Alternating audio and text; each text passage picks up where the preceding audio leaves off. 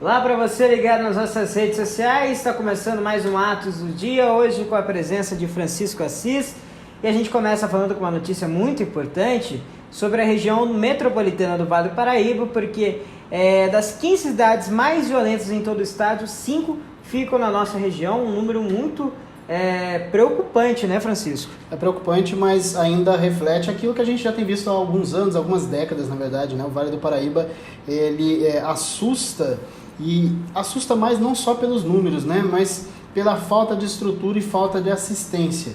Isso tem melhorado em alguns aspectos em 2019, no atual governo de João Dória?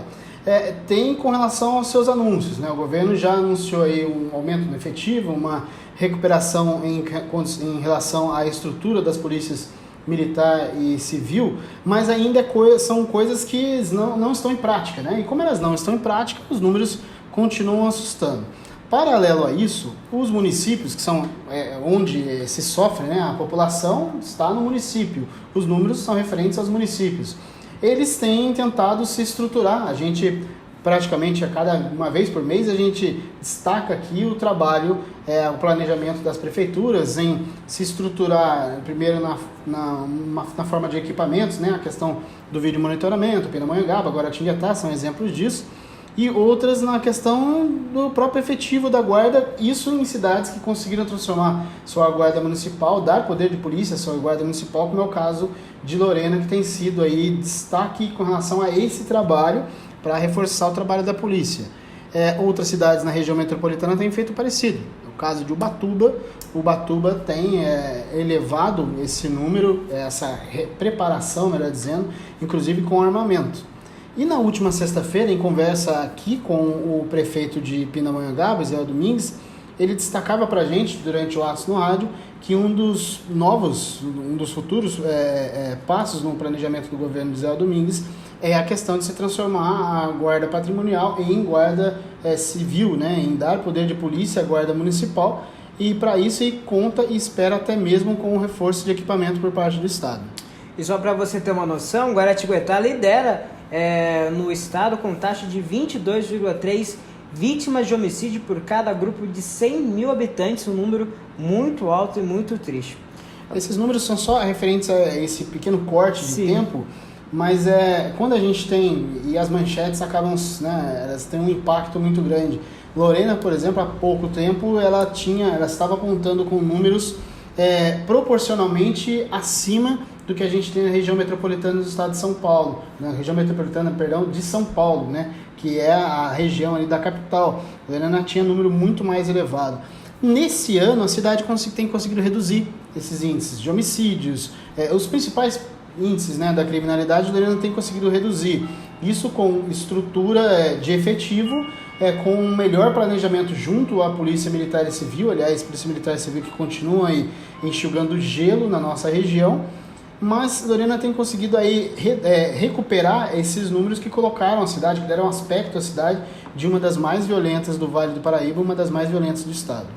Agora a gente mudando um pouco de assunto, a gente vai para a cidade de Aparecida, porque o município vem em uma constante turbulência com a justiça e diversas decisões estão atrapalhando muito o mundo político de lá. Ou pelo menos fazendo ele se movimentar, né? Quem espera, né, se candidatar em Aparecida no próximo ano, sabe que hoje você tem uma incógnita no cenário político da cidade, porque a justiça ela tem cada vez mais pesado a mão com relação a várias atitudes, várias medidas, né? E a política não foge a isso. Lembrando que a gente está falando de Aparecida, cidade que tem um prefeito afastado, o prefeito Reinaldo César Marcondes está afastado, substituído em julho pela Dina Moraes, e a própria Dina falava sobre esse peso de você ter que administrar com pouco investimento, com uma política cada vez mais combatente, se é que assim a gente pode dizer, e com a própria justiça pesando a mão. Um dos exemplos disso com relação ao governo da Dina foi o caso da passarela do Tigrão.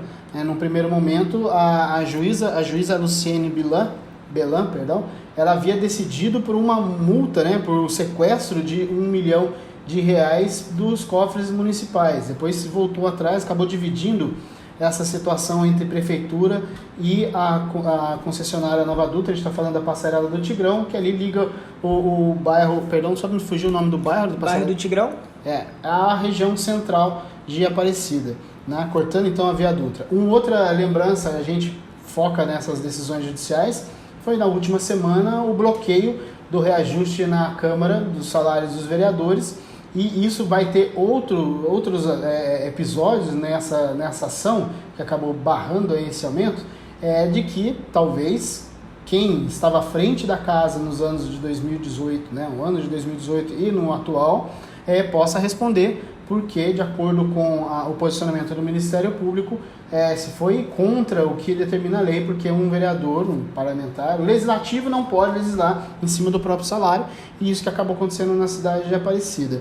E o que acontece hoje em Aparecida é que, quando a decisão, quando a situação está na justiça, a expectativa é de que venha assim mão pesada.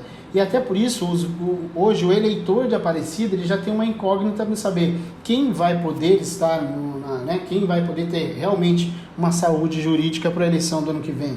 Não só com relação à justiça eleitoral, mas cada passo dentro da prefeitura e dentro da Câmara hoje significa um olhar muito forte do Ministério Público e uma expectativa de decisão muito rigorosa por parte da justiça. E essa justiça que antes dessa decisão dos vereadores também fez outra ação que virou até notícia nacional. A juíza bloqueou o financiamento das obras que faz a comemoração dos 300 anos de Nossa Senhora Aparecida no município, e deu o que falar isso aí também. Deu o que falar, aliás, isso virou hoje notícia, né, voltou a notícia hoje, notícia em âmbito nacional, porque essa situação, só para a gente poder colocar o pessoal que está acompanhando o Atos do Dia, essa situação ela foi motivada por um pedido, uma ação pública de um grupo de ateus, né, uma associação. São agnósticos e ateus. De agnósticos e ateus, que entrou com esse pedido para poder barrar o investimento público em cima de um montante de imagens que estão sendo, na verdade, né, instaladas, espalhadas pela cidade, entre elas uma imagem de Nossa Senhora Aparecida de mais de 17 metros, né? Seria maior que o Cristo Redentor. Maior que o Cristo Redentor. Então, assim, se discutiu esse investimento. A decisão pedia não só a retirada das imagens, como a devolução do valor investido, né? E a justiça, a mesma juíza, Luciana Belan, ela deu o parecer favorável a esse pedido. Agora, na própria prefeitura, a prefeitura está tentando recorrer a essa situação. Então, assim, independente da discussão, hoje, quem está no executivo ou legislativo de Aparecida sabe que tá com uma fiscalização cada vez maior por parte do poder jurídico. E quem está hoje sem cargo e pretende vir a disputa eleitoral na cidade para o ano que vem, pode esperar, porque a gente está falando aí de uma situação que é a situação judicial, que deve acompanhar também o ano que vem, principalmente o ano que vem, porque é ano eleitoral, a gente sabe que é um ano de várias ações, não só falando em justiça eleitoral. A gente vai para a cidade vizinha, que é a cidade de Guaratinguetá, porque lá também está tendo uma turbulência muito grande, mas agora no transporte público, né? A nova empresa já está gerenciando as linhas da cidade, mas a reclamação continua muito forte, né, Francisco? A reclamação, no caso de Guaratinguetá, é referente ao novo contrato. O contrato ele foi implantado no último dia 2, a empresa Oceano, que faz parte do próprio grupo da empresária Edna Abdala, que já administrava o TUG, né, o transporte urbano de Guaratinguetá, na gestão anterior. Esse novo contrato, a partir do último dia 2, está em prática, com um novo salário, com novo tarifa, que saiu de R$ 3,50 para R$ 4,10, e com ele veio alguns braços dessa nova polêmica entre prefeitura e a empresária, e o grupo que administra a empresa Oceano. O primeiro, um pedido de um novo aumento da tarifa, R$ 4,26 é o que quer a empresa. Hoje a tarifa foi aumentada, já foi reajustada para R$ 4,10. Por que a empresa quer esse novo aumento? Para, de acordo com o Oceano, poder ter condições de colocar em prática a renovação total da frota e também a qualificação dos pontos de ônibus dentro da cidade. E essa é uma das principais reclamações por parte dos passageiros.